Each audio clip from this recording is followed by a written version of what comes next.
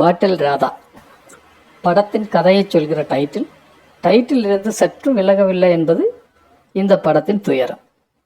குடிகாரன் திருந்துறதான் கதை, கிளைமேக்ஸ். திருந்துற இடம் அதான் டி அடிக்ஷன் சென்டர். அது இந்த படத்தின் பெரும்பாலான நேரத்தை அபகரித்திருக்கிறது. அவ்வளவு முக்கியத்துவம் இந்த படத்தில் அந்த இடத்துக்கு இருக்கு.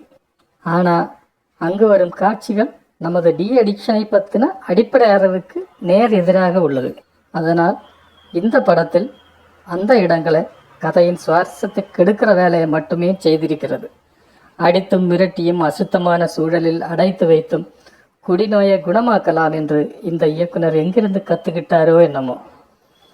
இப்படி இருந்தும் படத்தை முழுவதும் பார்க்க வைப்பது நடிகர்கள் தான்.